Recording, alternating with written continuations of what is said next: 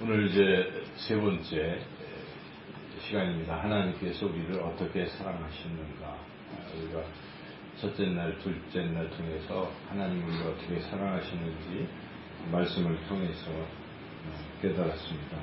하나님께서는 아낌없이 주시면서 우리를 사랑하신다. 그래서 하나밖에 없는 외아들 예수님도 그 십자가에 내어주실 정도로 그렇게 아낌없이 우리에게 주시는 그런 주시면서 우리를 사랑하신다는 사실이죠. 또 두 번째로는 하나님 우리가 죄로 하나님과 원수되었지만 하나님께서는 우리를 하나님의 자녀로 삼아 주신 그렇게 하신 그런 사랑이다 하는 것입니다. 그런 귀한 사랑으로 우리를 사랑하시는데 오늘 이 마지막 말씀도 참 유명한 말씀입니다. 이 마지막 말씀을 통해서 하나님께서 우리에게 가르쳐주신 하나님의 사랑이라는 것은 끊을 수 없는 사랑이다라는 것입니다. 하나님의 사랑은 끊어지지 않는다는 것입니다. 하나님의 사랑이 끊어지지 우리를 향하신 그 사랑이 끊어지지 않는 것은 하나님께서 우리를 끝까지 놓지 아니하시고 붙들고 계시기 때문에 그렇다 하는 것이죠. 보통 둘 사이의 관계는 어느 한쪽이 놓아버리면은 관계가 끊어지지 않습니까? 남녀 간의 사랑 한쪽에서 아무리 일방적으로 짝사랑을 하더라도 다른 한쪽에서 포기하면 그 관계는 끊어집니다. 그런데 하나님과 우리 사이에는 우리가 때로는 방황하고 할지라도 하나님은 우리를 놓지 아니하시기 때문에 그 관계는 계속 지속되고 하나님은 영원토록 우리를 사랑하셔서 그 사랑이 끊어지지 않는다는 사실이죠. 서울의 그 남산타워를 가보신 적이 있으십니까? 제가 언젠가 한번 가봤는데 거기에 이렇게 남산타워에 다리가 있는데 거기에 보면 이렇게 저를 보니까 자물쇠가 막 이렇게 달려있는 거예요. 그래서 이게 뭔가 하고 거기를 이렇게 유심히 보니까 사연들이 많더라고요. 그 자물쇠마다 군대 간 그 남자친구와 영원처럼 뭐 서로 거기 가서 갔겠지요. 데이트하면서 그래서 거기에 이렇게 사연을 써놓고 뭐 이런 저런 그런 사연들이 거기 있었습니다. 굉장히 많더라고요. 이게. 그래서 아마도 우리의 둘 사이의 사랑은 영원토록 자물쇠처럼 풀리지 않는 자물쇠처럼 끊어지지 말자. 그렇게 서로 약속하는 그런 표시인 것 같습니다. 근데 그 사랑의 자물쇠가 남산 타워에서 시작된 것은 아니고 세르비아라는 그 나라에서 시작이 됐다고 하는데 한 마을에 프랑스의 세르비아의 한 원천 마을에서 유래되었는데 1차 세계 대전 때 한 여자가 그 남자를 사랑했는데 그 나나라는 여자가 남자를 사랑했는데 남자가 이제 전쟁으로 간 것이죠. 그런데 전쟁 중에도 어떻게 다른 사람과 교제를 했는지 이별 통보를 받고 그 여인이 이제 형심하다가 결국 시름 앓다가 이제 죽게 되었다. 이런 이야기를 이제 듣고 그 지역에 사는 소녀들이 나는 사랑을 영원히 지키겠다. 이러한 마음으로 거의 자물쇠 두 사람이 교제하던 그 다리에 자물쇠를 거기다 이렇게 채우는 것으로부터 시작이 됐다고 합니다. 그래서 그것이 소설로도 이제 쓰여지고 영화로도 또 방영되고 해서 전 세계적으로 많은 여인들이 자신들의 사랑을 맹세하면서 그렇게 자물쇠를 걸고 그런다고 합니다. 그래서 프랑스의 어떤 다리는 하도 그 자물쇠를 많이 걸어놔서 무거워가지고 다리가 무너졌다는 그런 이야기도 있을 정도입니다. 그렇게 사람들은 남녀 간에 서로 자신들의 사랑이 영원함을 이렇게 맹세하고 지키려고 애를 씁니다. 하지만 사람들 사이에 사랑이 과연 영원할 것인가? 영원한 사랑이 어디 있겠습니까? 우리가 부부도 검은 머리 파뿌리 될 때까지 100년 해로 하겠다고 번씩 하나님 앞에서 이렇게 서약까지 한 부부도 또 많은 경우 헤어지고 그렇지 않습니까? 그래서 정말 영원한 사랑이 이 세상 사람들 간에 있다고 말하기 참 어려울 것입니다. 이런 이야기가 있습니다. 이제 사람들이 많이 모여 있는데 한 사람이 이렇게 지폐를 5만 원짜리 지폐를 이렇게 들고 이거 누가 가지겠습니까? 그러니까 막 사람들이 손을 들고 제가 갖겠습니다. 그래서 이제 빳빳한 지폐를 막 손으로 구겼어요. 누가 가져가겠습니까? 또 여전히 막 그 침을 뱉고 더럽히고 또 이걸 누가 가져가겠습니까? 하니까 여기저기 제가 가져가겠습니다. 여전히 이 사람들은 이제 그걸 달라고 하는 거죠. 그 이유가 무엇이겠습니까? 비록 돈이 이렇게 더럽혀지고 할지라도 돈은 돈이니까 5만 원의 가치가 있기 때문에 소중하기 때문에 여전히 이걸 달라고 하는 것이죠. 그와 같이 하나님의 형상을 지니는 우리는 여전히 하나님께는 소중한 존재라는 것입니다. 내가 비록 세상에서 이렇게 차이고 또 죄도 짓고 할지라도 하나님의 자녀, 하나님께서 택하신 자녀인 우리는 소중한 존재입니다. 하나님 언제나 우리를 바라보실 때 나는 너를 포기하지 않겠다라고 마치 그 5만원권에 손을 든 사람들처럼 계속 하나님께서 손을 드시는 그런 소중한 존재다 하는 것 우리가 잊지 마시고 어떤 상황에서도 결코 하나님의 그 사랑을 의심하지 말고 하나님을 신뢰하시는 저와 여러분이 되시기를 주님의 이름으로 축원합니다. 오늘 우리가 읽었던 이 말씀 35절부터 39절 말씀은 그 구구절절 그 내용이 무엇입니까? 하나님이 우리를 사랑하시는데 그 사랑은 끊어지지 않는다는 것이죠. 비록 환난이 와도 어떤 곤고나 박해나 기근, 굶주림, 또 위험, 칼, 그 종일토록 죽임을 당해서 순교를 당하는 순간에 이르기까지도 하나님의 사랑에서 우리가 끊어지지 않는다는 것입니다. 그것은 이유는 한 가지입니다. 우리가 하나님을 사랑해서가 아니고 하나님이 우리를 사랑하시기 때문에 그렇습니다. 하나님의 사랑이 변치 않고 하나님이 사랑의 손으로 우리를 붙들고 계시기 때문에 그 사랑은 끊어지지 않는다는 것이죠. 그래서 그 사랑을 생각하는 사람들은 환난이 아무리 거칠고 힘들고 어려워도 이겨낼 수 있다는 것입니다. 우리가 37절 말씀이 그것을 우리에게 분명히 말씀하고 있는데 같이 한번 37절 읽어보겠습니다. 그러나 이 모든 일에 우리를 사랑하시는 이로 말미암아 우리가 넉넉히 이기느니라. 우리를 사랑하시는 그 하나님 때문에 우리가 고난이 와도 환난이 와도 이겨낼 수 있다는 것입니다. 여러분이 어제 밴드를 통해서 변혁수 권사님께서 그렇게 아프시다는 소식에 참 마음 아파하시는데 또 우리 또 장성영 성도님과 어제 병원에 가서 제가 이제 통화를 했습니다만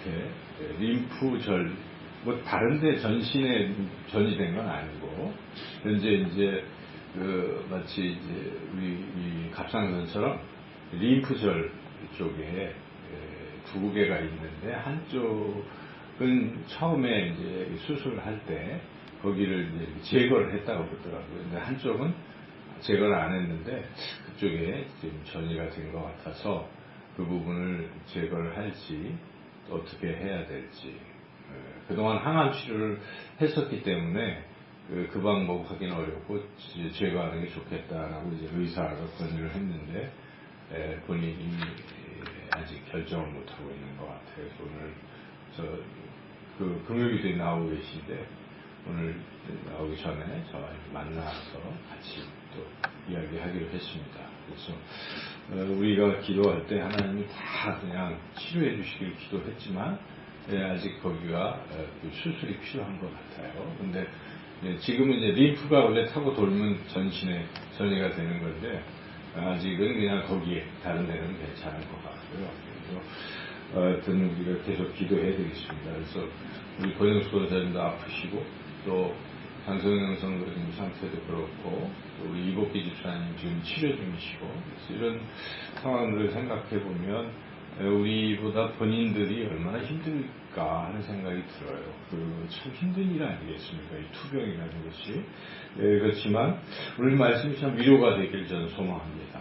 37절 말씀. 그러나 이 모든 일에 우리를 사랑하시는 이로 말미암아 우리가 넉넉히 이기느니라. 어떤 상황에서도 하나님이 여전히 우리를 놓지 아니하시고 붙드시고 사랑하신다. 이런 말씀을 가슴에 이렇게 잘 새기시고 이 모든 어려움을 넉넉히 이겨나가시기를 우리가 간절히 또한 기도하고 우리 삶 가운데서도 우리에게 이런저런 일이 닥칠 수가 있어요. 저는 늘 그런 생각을 해요. 그리스도인이라고 해서 고난이 없는 게 아니잖아요. 환난이 없는 게 아닙니다. 다 있어요. 왜냐하면 우리가 지금 살아가는 이 세상은 사탄 마귀가 여전히 존재하고 있기 때문에 그렇습니다. 그래서 마귀는 어쩌든지 하나님의 사랑, 하나님으로부터 우리를 끊어내려고 때로는 달콤한 것으로 유혹도 하고 때로는 어려운 이런 환난을 통해서 우리를 그렇게 하려고 하는 거예요. 우리가 다 그런 과정을 겪는 것입니다. 누구도 예외 없이. 그렇지만 세상 사람들은 그러한 고난과 환난 앞에서 더 이상 어쩔 수가 없으니까 그냥 손을 놓고 끝내는 것입니다.